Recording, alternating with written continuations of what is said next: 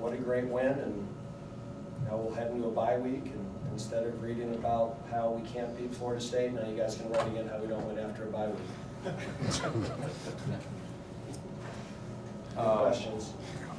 And thanks to all of our fans, and especially our students who braved the weather. You know, we had a great student crowd in the first half, and all the students who stayed in the second half. We really appreciate you guys. It was awesome to have you out there. And there weren't a lot of you, but your energy was felt, and I appreciate our fans that stayed out there in that weather too. It was, you know, it got loud when we needed it to be loud, and need you guys to pack this place for NC State.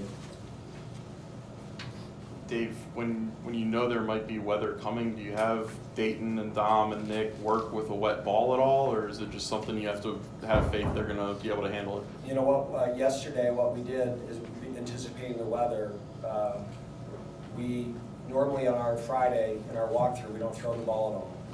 And yesterday, what we did is we had buckets of water, and before every play, we soaked the ball in water. We didn't wipe it down. And it was so every snap we had yesterday was with a wet ball. Every throw we had was with a wet ball. Our snappers yesterday, every snap, you know, and how much does it help? I don't know, but there was a psychology to it that when it was wet, we wanted our guys to say, hey, we've already done this. You know, and I think probably it helps as much psychologically as physically, but we went overboard with it yesterday. It's going to be wet, it's going to be rainy, and we're going to be fine. I mean, the first half looked like the offense went pretty run heavy, and then the second half it looked like they were stopping the run, so you come out throwing the ball a lot more with Sam, so it kind of works against what you would normally think. They really changed their defense. I mean, they are a big, what we call Okie team, which is a 3-down team, and you know, against us, they played a lot of 4-down, they played a lot of quarters coverage, and they're really good on the D-line, and you know, we were getting positive runs, but we weren't getting 3, 4, 5, and we weren't breaking any out.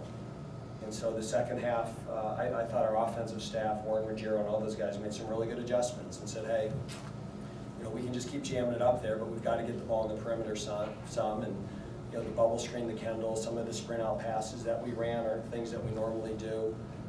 And I thought that then opened up the run game, and obviously we changed what we did in the red zone, that we went to that direct snap package with 2 tight ends, and we were able to punch it in, and I just wish we could have got 1 more yard in the 4 minute. Dave, the special teams from like last week, there were a lot of breakdowns, and this week it seemed like almost at every level your special teams performed the way you want to, even up to including punt and kick returns. What did you think about the special teams tonight? Yeah, I mean, we last week when we met with them Sunday, we met with the special teams and said, guys, we got embarrassed. You know, you just can't take these things for granted. That, you know, it was a team loss, but I mean, our special teams last week put us down easily 21 points. And, you know, we made some personnel changes on kickoff. We changed up what we did punt-wise a little bit in terms of we sprayed the ball a little bit more over all the field. We weren't as predictable with where the ball was going. At times we told Dom to punt the ball out of bounds. You know, that everybody loves those 65-yard punts that they ooh and ah, but those things are hard to cover. And late in the game, when they were blocking it, we just said, just punt the thing out of bounds. And, you know, he mishit 1 or 2, but we didn't want to risk the return. I thought our special teams tonight were huge. And the big thing was just, you know, every snap, every hold, every kick, with the exception of the one that we kicked out of bounds. I thought our kickers had a great night. Dave, did you guys make any major changes defensively from last week, or was this just a matter of these guys taking what happened last week personally and stepping up? I think they took what happened personally. I think our defensive staff really reduced the amount of defense that we played. You know, we probably overplanned a little bit for Louisville. We had too much defense in. I think maybe one of the mistakes of the bye week is we probably got a little too much in. And we wanted really to reduce the package and let the kids play fast. And if we were going to get beat, let it happened because their players were better players than us, not because there was confusion or we weren't playing fast. Does that make this any more satisfying, the fact that your defense, you basically carried you in the second half?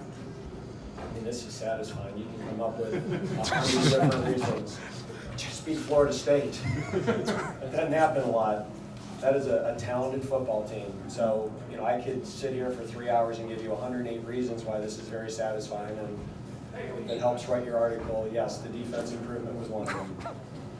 Dave, when did you make the decision to go with Sam, and how close was Jamie to go? I mean, with Sam, we just made a decision that Sam would start.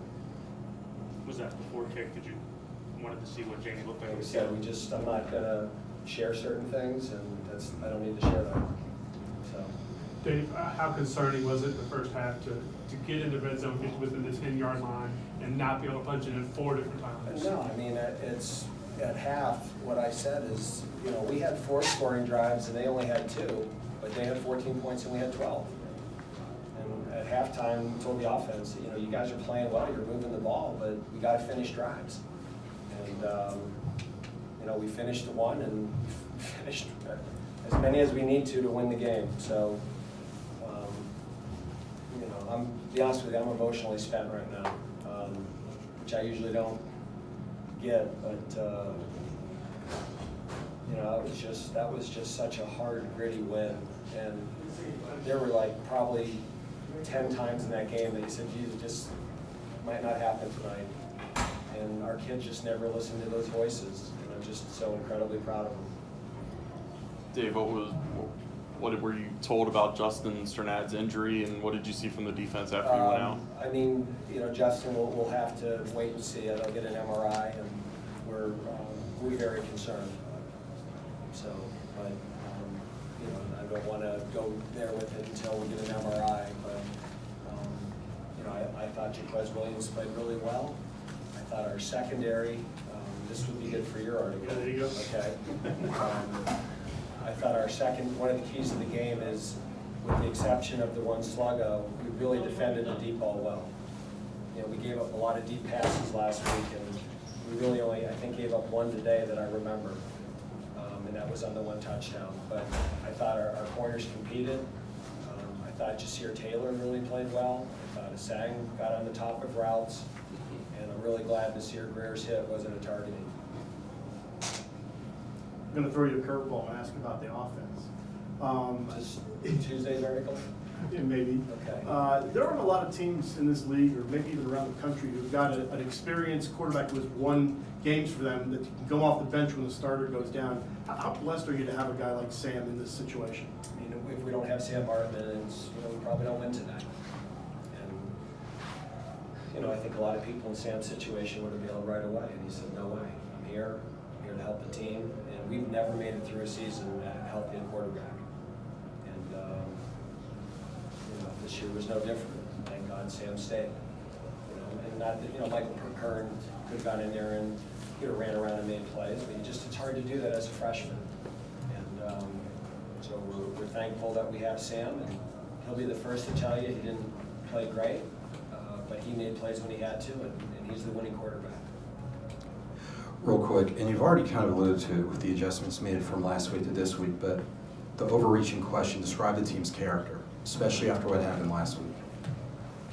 I mean, I told a good friend of mine, and I even told my wife Catherine, who's right back there, that this is certainly up there.